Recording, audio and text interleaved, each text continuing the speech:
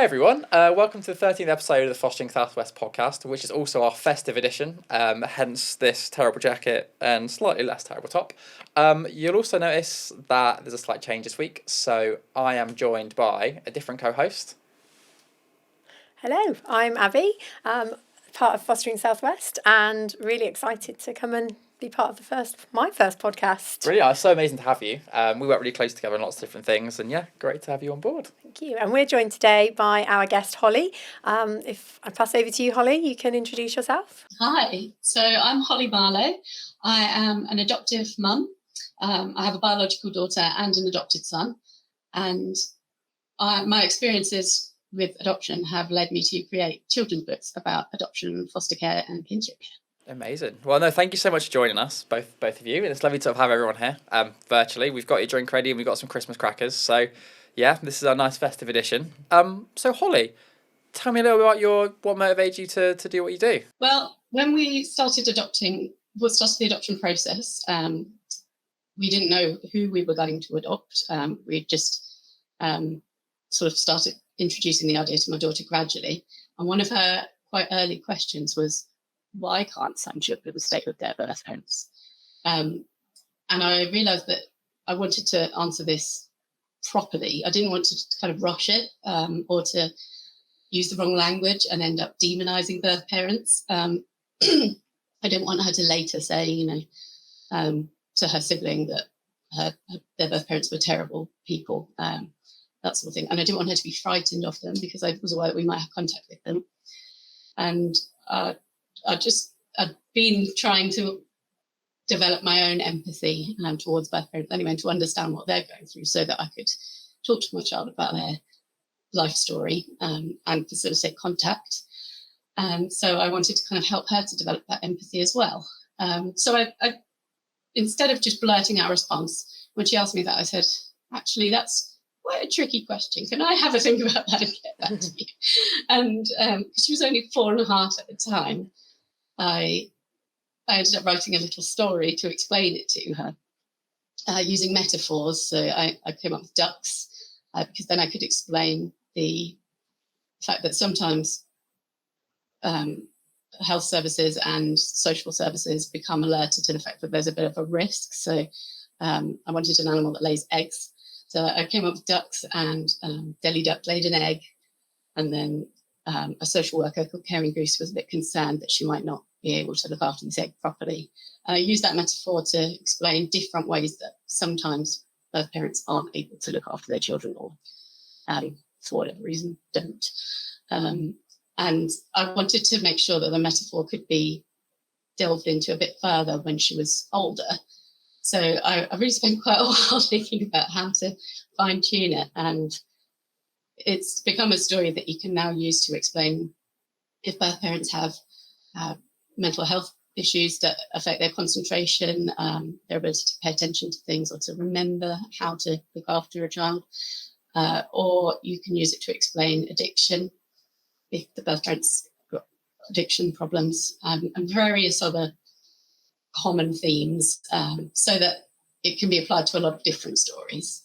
And you can kind of extract from it what fits the child's story that you're reading it to. Or you can say, this could happen in this situation, this could happen in this situation. And you can go through all of them and then talk to your children about the different things that can happen. No, that's lovely. And actually, that's something we've talked about a lot, isn't it? Sort of that relationship between sort of the birth family, fostering families, etc., and the importance of that child's voice and understanding. Yeah, and staying together and having those relationships that, might look different in different ways. And, as you talk about that magic of story, it can evolve and you can interpret in different ways and it can be used for different purposes. It's great. Yeah, and I think that's something we touched on in previous podcasts. So with Damien, the foster carer from Bournemouth, Christchurch and Paul, actually, for some of the children his family looked after, actually it wasn't maybe appropriate to have those relationships, or the family had some more complex needs, and actually their role in the process was a little different. But actually for others, and for a lot of people in fostering, the big message is that reunification piece actually is how can we support the family, how can we support the children to make that a safe place to be.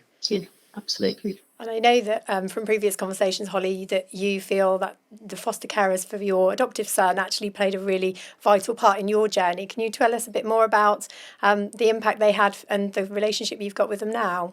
Absolutely. Yeah, they're wonderful, wonderful people. And I feel like we're part of their extended family now, and they're part of ours. And I hope we always will be, because Nice. they're so important to my son. And when we first met them, it really, I had all the theory in my head, but when we actually met the whole foster family and saw my son interacting with them, it really dawned on me just how important those relationships were.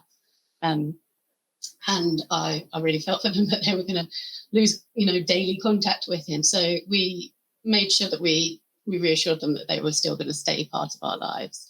And we still, so 5.5 years on, we still see them about every 3 months, but we're in contact on WhatsApp much, much more. It's getting more difficult to stay in contact with some of the older children in the foster family as they get jobs and have their own lives now. But even some of them moved on to different placements at different times, and we've managed to stay in touch with them, which has been really important. And I would say to any foster carers, if you have children moving on and you know that they have another relationship that's really important, please make sure that information gets passed on, because we did have a while where it was really difficult to get hold of 2 of my son's foster brothers, who were his brothers in his eyes for a year. And they don't stop being his brothers just because he doesn't live with them anymore. It's just different. Yeah, definitely. And that's something that I think people sometimes are concerned about, that actually having those relationships, being a foster carer, if children come into the care system for a number of reasons, and if they may be moving on to an adoptive family, actually as a foster carer that can be really challenging. So it's really nice to hear that it's about that bigger extended family still working together, and those relationships don't have to end when a child leaves your house to move to an adoptive home. So it's really lovely that you've got that relationship and those memories and relationships for your child to have lots of different people involved. Yeah, absolutely. Do you have any tips, Holly, for sort of how you think other people who were considering fostering adoption might actually think, how do we support those relationships? Some of the things you put into practice yourself, what do you think's worked really well with that? I do, yes. So our adoption agency had a very fixed process for introductions, and we were given a plan and told, this is generally the plan. They were flexible because it was COVID, so we had to adjust things slightly. But when we looked at this plan, we realised that it wasn't really taking into account the children in the foster family at all. And I said to the foster carer, how are they going to cope? Do you need them to see my house? Because from the little you've told me, they've not had the happiest, most stable backgrounds. They're not necessarily going to imagine a really wonderful, happy home for their foster brother, and they might be worrying about where he's going to. Do you want to bring them here and show them round? And she said, oh my goodness, yes, we've not done that before, but yes, that would be good. And I think she wanted to look round too, so to know that he's going to be okay. So I said, just come and we'll give you a tour of the house, and I'll make it look as fun as I can so they can see that he's going to be safe and he's going to have lots of toys and he's going to be okay. So we did that. And I also got a photo frame, and I just left it on the side with no photo in it. And I said to the boys as we were going around, I know it's weird to have a blank photo frame up, but I've put it there because that's where it's going to be. And it's going to have a photo of all of us in there, because I want to make sure that Jake knows that you're part of our family as well. So I just wanted to reinforce to them that they're going to be part of our family. He's going to see pictures of them all the time. No, I love that. That's really nice. Like you say, yeah, that's such a nice little special moment, and creating that bond immediately, isn't it? Actually, it breaks some of those walls down, and actually, it's going to obviously be a scary process for everyone. It's a period of change for a young person who's already been through so many change and relationship changes. Actually, you can see that people are there for you and there to support you and to work together. It's lovely. I'm really, really glad that we did. And I think it also really helped my son, because he could see that they were playing with the toys and happy, and, he looked up to them because they were his brothers at that point. So he felt like, okay, this is a safe place. It's all right here, and I also found that I was very nervous about talking about the foster family in the first couple of weeks when he was settling in, because I thought he's going to miss them, he's going to be really sad. But I actually found that it had the opposite effect. And every time I showed him a photo of them, he just calmed down. And so that's something I would definitely suggest foster carers tell their adoptive families as they're moving on. And if they're finding it hard to keep in contact with adopters, send them, someone get in contact with me. I'll set them straight, because it made such a difference. Every time he was kind of emotionally dysregulated. If we just flick through a photo album of his adventures with the foster family, he just calmed right down and he loved it. And he'd point to them all and try and say their names. And it made him much happier. And even now, 5.5 years on, it still regulates him when we talk about him. It's just really part of that journey for him, isn't it? Yeah, totally. I would also suggest if foster families have any blankets or anything that they have, washed in their washing powders that they can give to the adoptive family, then or next foster family if they're moving to a different foster person. That makes a huge difference. We did receive some blankets from the foster family, but I also asked them what washing powders they used. And then I used those washing powders on a few big items. So I did towels, dressing gowns, and blankets just around the house. And our little boy was just 13 months when he moved in. But as bizarre as this sounds, he used to crawl into a room and stop and sniff like a puppy or something. And he would actually find the thing in the room that smelled like its foster family. And he'd bury his face in it. And he'd make this kind of relaxed noise like, I could just see his whole body visibly relax. Yeah. Because the sense of smell is just so powerful and making you feel safe and calm. And I think it helped that those were soft blankets too. So it was like double reassurance there. And it's those memories, isn't it? It's not that like complete start fresh. It's that continuation. It's the continuation, that happier time where he felt safe and supported. Maybe after sort of like you say, those early adaptation periods where he maybe didn't have that family relationship behind him, where he couldn't go for that. So knowing that's still there and actually it's being taken one step further, joining you and your family, actually it's so lovely to hear. So we've obviously touched a little bit on one of your books, Holly. Do you want to tell us about the other books in the series? Obviously there's different themes and tell us a bit more. Thank you, I'd love to. Yes, so I mentioned Deli Duck, which is all about why some children can't live with their birth families. And I also have a sibling version of that for when there's 2 or more children in the... Moving on from that then, I actually created this story to help my son to explain the different outcomes from foster care, because some of the children who were in his foster family weren't adopted. In fact, he was the only one who was adopted from the time that he was in that foster family. So I wanted him to understand that sometimes children end up in a kinship placement, go to grandparents or other relatives or close family friends. And sometimes they end up in long-term foster care or returning to birth family, because he was quite worried when he heard that was happening to a little baby who the foster family started caring for after he moved to us. Because, of course, he now sees all of their new placements as well. He sees all these little ones coming and going. So I wanted him to understand that there's lots of different things that could happen. And also I wanted other children to understand, particularly children who are in foster care, if they don't know what's going to happen to them.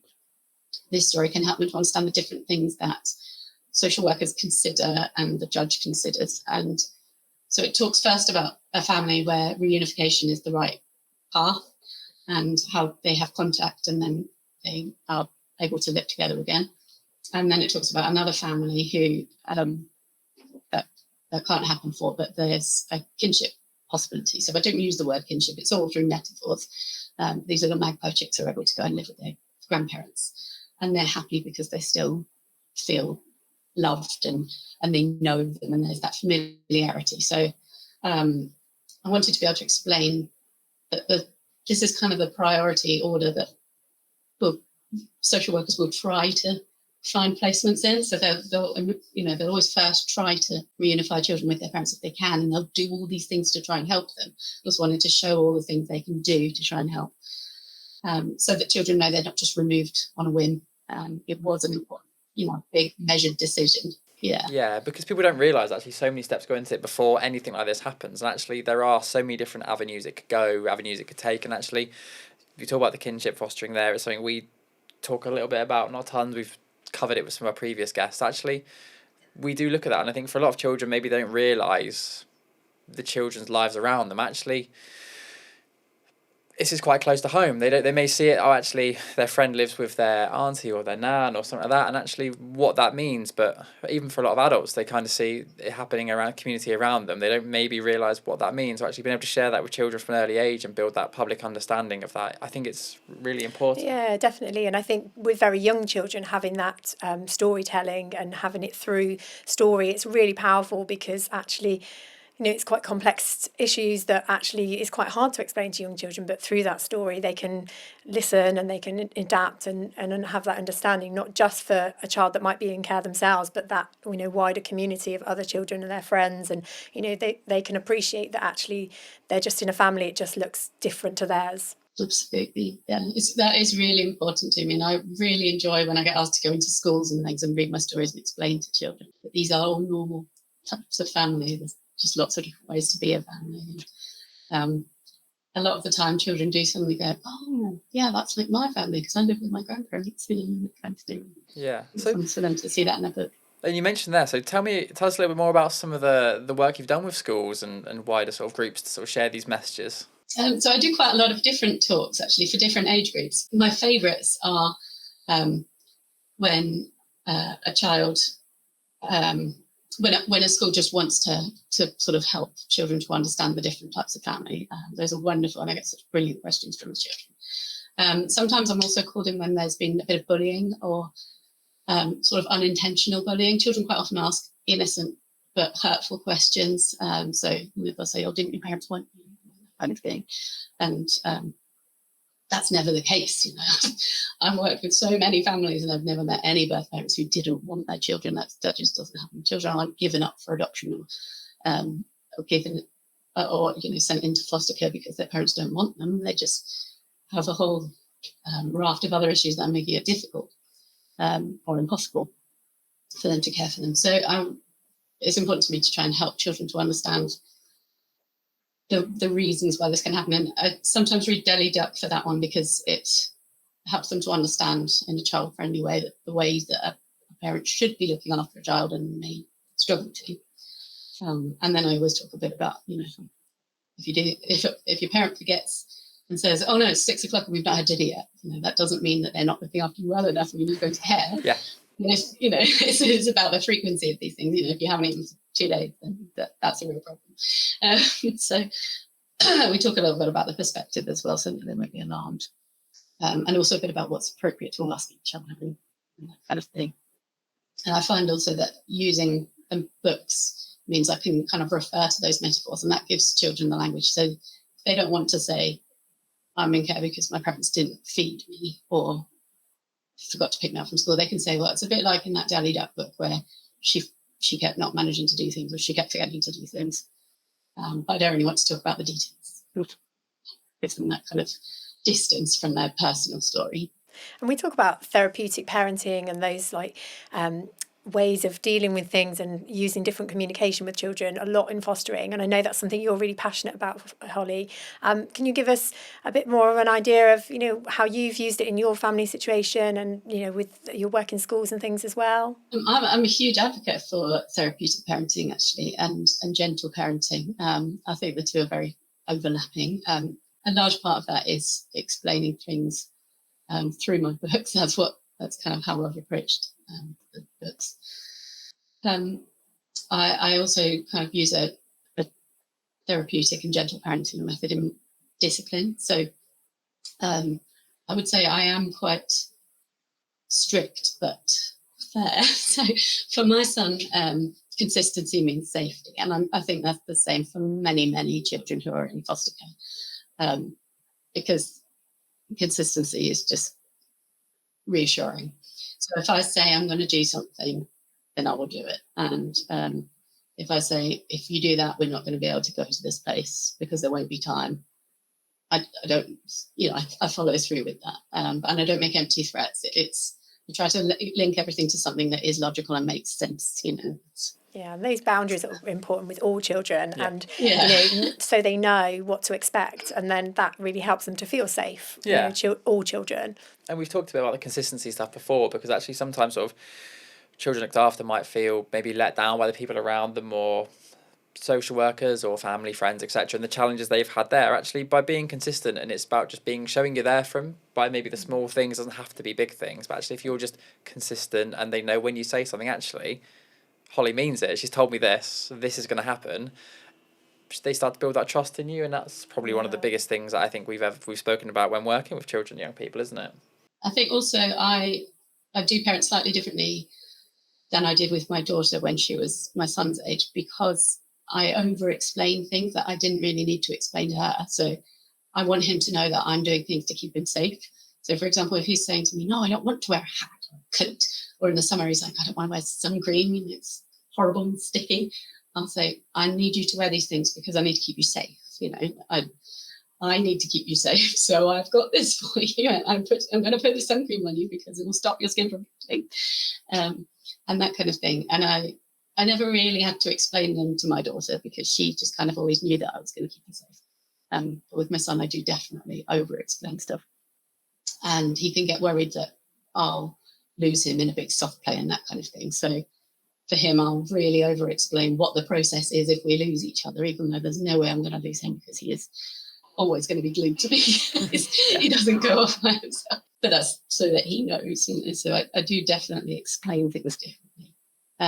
And something I do is talk a lot about my future with him. So something that long-term foster carers can do in particular is talk about how you're going to still be in their future. Nice. So I feel like just saying I'm always going to be your mum, it doesn't really hit home. It doesn't. I feel like I need to prove it to him. So I will kind of drop it into conversation that I'm planning to be in his future by talking about our futures. And I'll say things like, in about 11 years, you'll be able to learn to drive. And then you'll be able to take me to this place. Nice. I'm really looking forward to teaching you how to do that. And I just kind of talk about things that we're going to do quite far off. Sometimes I even talk about what kind of nursing home I want. I'm still planning on being. That's really forward planning, yeah. It's really important for those young children, though, that actually for them, a year's time is a really, really long time. So it's seeing that bigger picture of, that's ages away. And you talked a little bit there about like the parenting relationship between sort of your son and daughter. Has your daughter noticed many sort of differences in you, sort of as Holly the adoptive mum rather than Holly sort of her mum? Yes, she has a few. So it's more that she's noticed things he's done, and then I've had to explain why I'm responding to his behaviour in a certain way. So, for example, when he first moved in, he really struggled with food insecurity. He actually had a wonderful foster carer who'd obviously been feeding him for the past 11 months. But, there's still that kind of primal internal panic around food because of some insecurities that he had before he went into that foster family. And he didn't know that we would always keep him safe. So I was having to explain that to my daughter. And I changed it so that I would always give him his food first. And she noticed that and she was like, hang about, take his plate before me. Because I wanted him to know that he's getting it. I can't just bring them over in whatever order they're ready. If I put yours down before his is ready, then he's going to panic and he'll think that I'm prioritizing you over him. Because I made that mistake once. It was terrible. So she understood. Luckily she was very empathetic. She's actually planning on being a social worker and a play therapist. Amazing. She's older. So I think she's going to be incredible. But she would then join in with me as well. And so she would say, don't worry, Jake, Mummy's never forgotten to feed me. She's had me for 4.5 days. so that helped.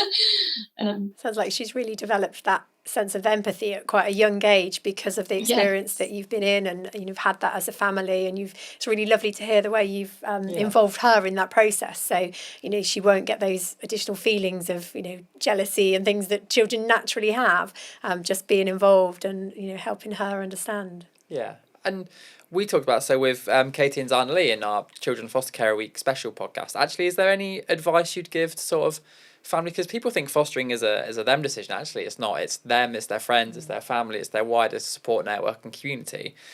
How have you sort of involved that for yourself in your journey?